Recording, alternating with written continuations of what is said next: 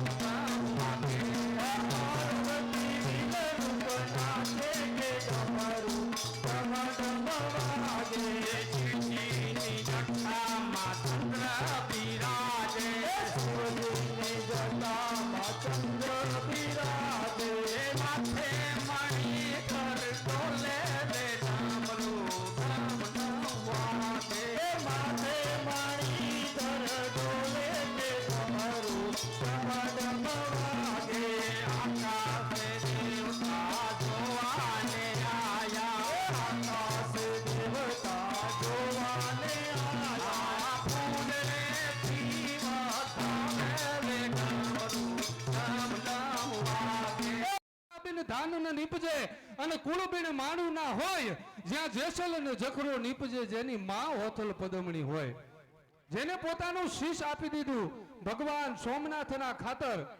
આ ઈ ગરવો ઇતિહાસ તમારી વચ્ચે જે નાટક રમાય છે બાપ, અને તમે બધા જેને જોઈ રહ્યા છો, સોમનાથની સખાવતે હમીરજી ગોહિલે એક એવો ઉજળો ઇતિહાસ, એવું નાટક.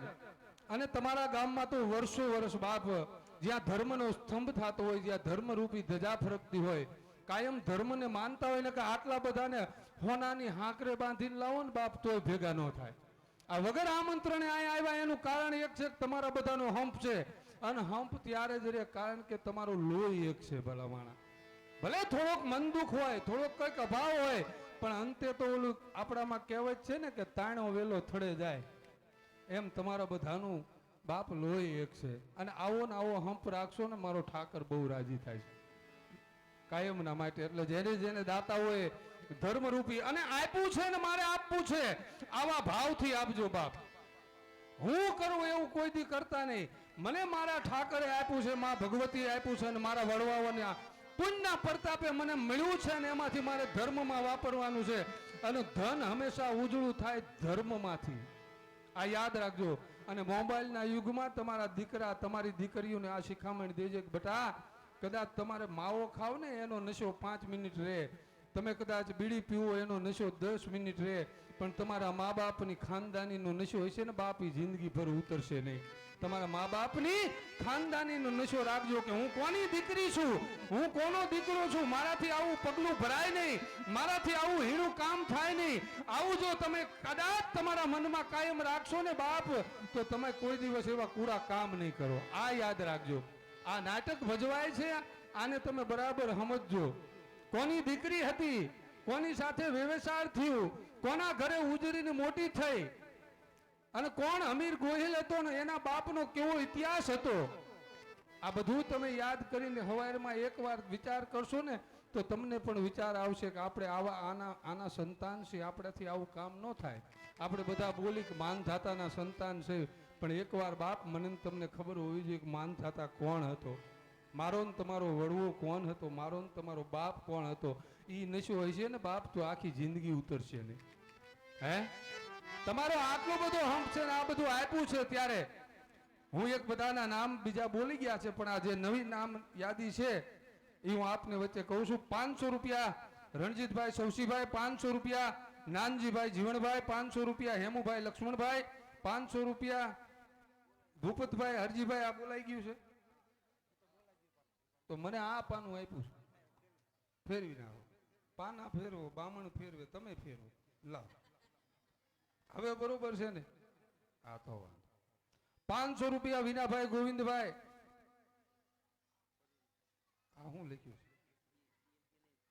હા 500 રૂપિયા મોનાભાઈ હઠાભાઈ, 500 રૂપિયા રસાભાઈ સૌસીભાઈ, 500 રૂપિયા જીલાભાઈ કેશાભાઈ, 500 રૂપિયા વિનોદભાઈ કેશાભાઈ, 500 રૂપિયા મુકેશભાઈ જીવણભાઈ, 500 રૂપિયા દિનેશભાઈ જેમાભાઈ બાવરિયા, 500 રૂપિયા ચતુરભાઈ નોંઘાભાઈ, 500 રૂપિયા અર્જણભાઈ લીંબાભાઈ, 500 રૂપિયા પ્રભુભાઈ રવજીભાઈ, 600 રૂપિયા હેમુભાઈ લાલાભાઈ, 500 રૂપિયા ધનાભાઈ રવજીભાઈ, 500 રૂપિયા જવાભાઈ જીવણભાઈ, 500 રૂપિયા પોપટભાઈ જીવણભાઈ, 500 રૂપિયા મગનભાઈ જીવણભાઈ, 500 રૂપિયા કરશનભાઈ મયાભાઈ, 500 રૂપિયા ગિરધરભાઈ મયાભાઈ, 500 રૂપિયા ધીરાભાઈ બેચરભાઈ, 500 રૂપિયા દાનાભાઈ વાઘજીભાઈ, 500 રૂપિયા પ્રભુભાઈ લક્ષ્મણભાઈ, 500 રૂપિયા રઘુભાઈ ભગવાનજીભાઈ, 500 રૂપિયા દિનેશભાઈ લક્ષ્મણભાઈ, 500 રૂપિયા બાબુભાઈ નરસિંહભાઈ, 500 રૂપિયા મેહુલભાઈ રમેશભાઈ, 500 રૂપિયા હીરાભાઈ નોગાભાઈ, 500 રૂપિયા હીરાભાઈ લીંબાભાઈ, 500 રૂપિયા દાનાભાઈ વેલાભાઈ અને 500 રૂપિયા સુરેશભાઈ હેમંતભાઈ, 500 રૂપિયા ભરતભાઈ ગોવિંદભાઈ, 500 રૂપિયા હીરાભાઈ ધુરાભાઈ, 500 રૂપિયા રવિભાઈ જેમાભાઈ, 500 રૂપિયા મયાભાઈ જસાભાઈ, 500 રૂપિયા જસાભાઈ લક્ષ્મણભાઈ, 500 રૂપિયા જેમાભાઈ સોમાભાઈ, 500 રૂપિયા અશોકભાઈ મોહનભાઈ અને 500 રૂપિયા દિનેશભાઈ ધુડાભાઈ. ખૂબ ખૂબ ધન્યવાદ. જેમને પણ આ ભવાની ગરબી મંડળ ને ભવાની ગરબી મંડળમાં તન મન ધનથી રાત દિવસ જેમને સેવાઓ કરી છે, બાપ કોઈ દિવસ કોઈ પુરુષ સ્ત્રીના વેશ ભજવે નહીં, પણ ધર્મના કારણે જેમ તોરલ બોલે છે ને, મરું પણ માગું નહીં મેં અપને તન કે કાજ, પરમાર્થને કારણે મને માગતા નો આવેલા. એમ ધર્મ માટે થઈને મરી જવું પડે તો મરી જાય, કારણ કે જો ધર્મની હું તમે રક્ષા કરી તો ધર્મ મારીને તમારી રક્ષા કરશે. એટલે અત્યારે હિન્દુનો ધર્મ સાચવવો ને બાપ, એ જ એક મુશ્કેલી છે. હા ભલે.